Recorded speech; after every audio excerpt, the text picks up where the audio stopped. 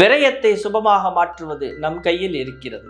Sulekha astro நேயர்களுக்கு அன்பு வணக்கம். அன்பு துளாராசி நேயர்களே, துளாராசி நேயர்களை பொறுத்தவரையில் இந்த மே மாதத்தில் குரு பகவான் அஷ்டமஸ்தானத்திற்கு வருகிறார். 3ஆம் இடத்து அதிபதி 6ஆம் இடத்து அதிபதி 8ஆம் இடத்திற்குள் வருகிறார்.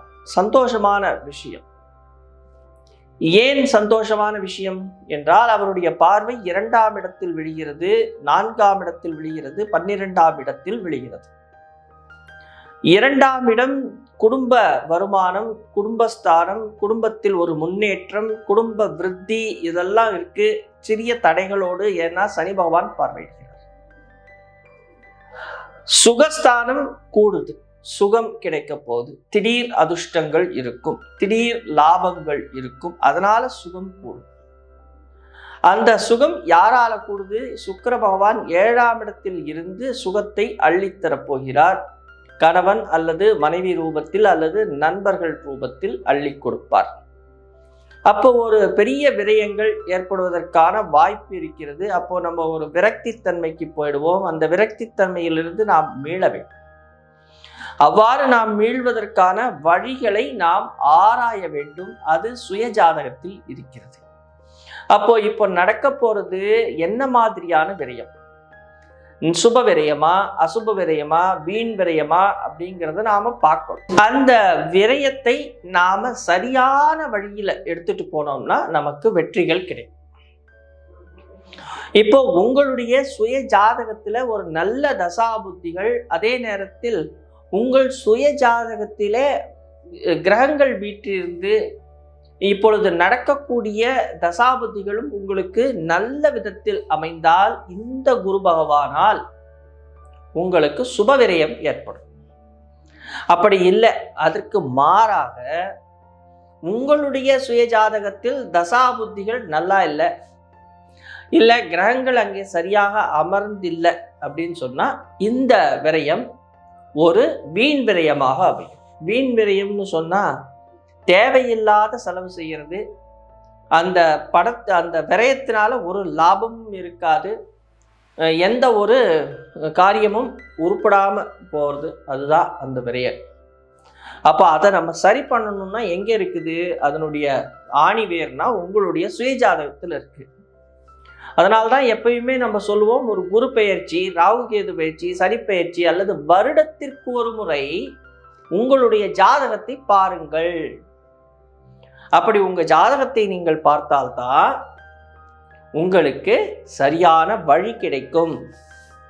ஜோதிடம் என்பது எதற்காக பார்க்கிறோம் அப்படின்னு சொன்னா, ஜோதிடம் பார்க்கும் பொழுது நமக்கு எந்தெந்த விதத்தில் லாபங்கள் வரும், எந்தெந்த விதத்தில் நஷ்டங்கள் ஏற்படும், யார் மூலமாக நஷ்டங்கள் ஏற்படும், எதன் மூலமாக நஷ்டங்கள் ஏற்படும் அல்லது எதன் மூலமாக லாபங்கள் கிடைக்கும், இதை ஆராய்ந்து அதற்கு தகுந்தாற்போல் நம்மை நாம் வழி நடத்தி கொள்வதற்கு இறையை பிடித்திற்கொண்டு இறைவனிடம் நாம் ஒன்றுற கலந்து ஒரு செயல்பாட்டிற்குள் வரும்பொழுது நமக்கு வெற்றிகள் கிடைக்கிறது. அதற்கு தான் இந்த ஜோதிடம் பார்ப்பது. ஒரு பெரிய பிரச்சனைகள் வருகிறதுன்னு சொல்லும் பொழுது நாம அதற்கான ஒரு ஆயத்த பணிகளை நம்மளால் செஞ்சு கொள்ள முடியும். 6ஆம் இடத்தில் இருக்கக்கூடிய ராகு பகவான் ஒரு அபோகிர ஸ்தானத்தில் இருக்கிறார். உங்களுக்கு ஒரு பிரம்மாண்டத்தை கொடுக்க போகிறார். வெளியிலிருந்து வரக்கூடிய பணம் உங்களுக்கு அற்புதமாக கிடைக்கும். அதே நேரத்தில் உங்களுடைய ஒரு யோகத்தை தரக்கூடிய கிரகங்களோ அல்லது உங்களுக்கு ஒரு வழிகாட்டுதல்களை தரக்கூடிய கிரகங்களோ ஒரு நல்ல இடத்தில் அமர்ந்து இந்த மாதம் உங்களுக்கு அற்புதமான பலன்களை அள்ளித்தரப்போகிறது. சனி பகவானை தவிர்த்து மற்ற எல்லா கிரகங்களும் இந்த மே மாதத்தில், முக்கியமாக மே 15 தேதிக்கு மேல் ராகு கேதுவை விட்டு வெளியே வருகிறது. அந்த சனி பகவானை தவிர்த்து மற்ற கிரகங்கள் வெளியே வரும் பொழுது இங்க என்னென்ன விருத்தி ஆகிறதுன்னு நம்ம பார்க்கணும்.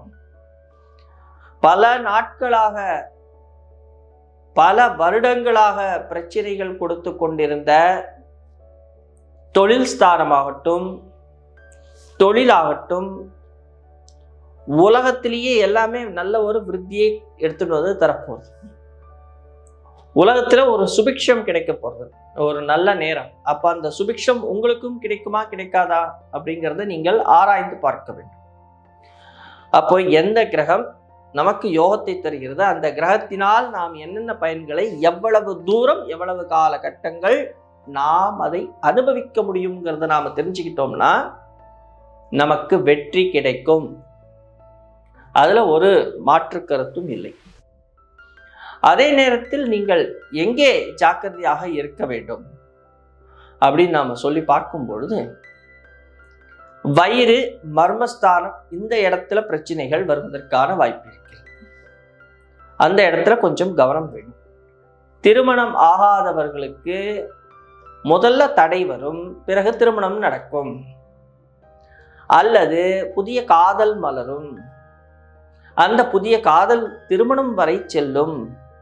திருமணத்திற்கான வழிவகைகள் இந்த பொன்னான ஏப்ரல் மாதத்தில் தொடங்கி மே மாதத்திற்குள் உங்களுக்கு சிறப்பாக நடக்க போகிறது. அதுவும் மே 19 தேதிக்குள்ள உங்களுக்கு ஒரு நல்ல வரன் தேடிட்டு இருக்கிறவங்களுக்கு நல்ல வரன் கிடைக்கும். அதை அழகா நீங்க கெட்டியா பிடிச்சுக்கிட்டீங்கன்னா திருமண வாய்ப்புகள் கைகூடும் நேரம்.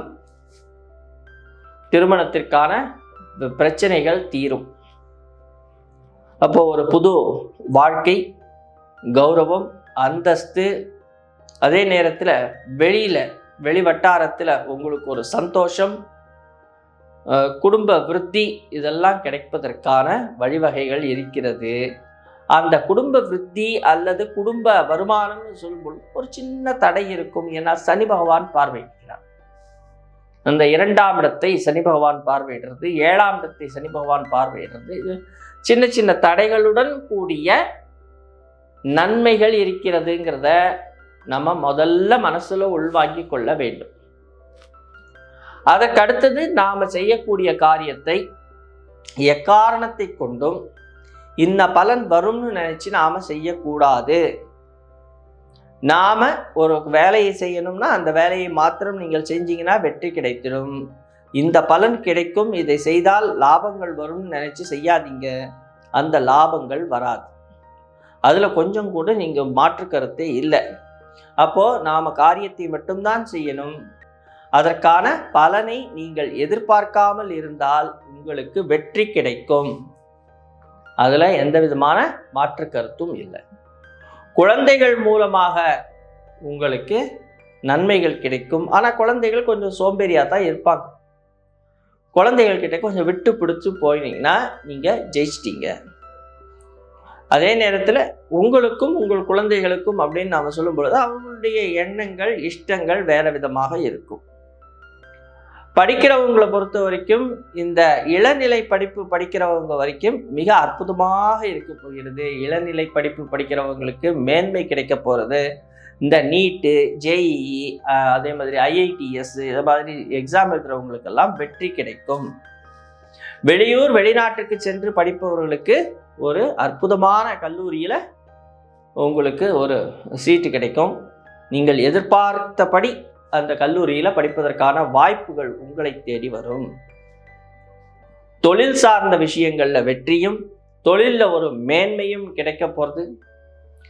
உங்களுடைய சுகம் எப்போ நம்மளுக்கு அதிகமாகும்னா தொழில் சார்ந்த விஷயங்களும் நமக்கு கை கொடுக்கணும், நம்மளுடைய வேலையும் நமக்கு கை கொடுக்கணும்.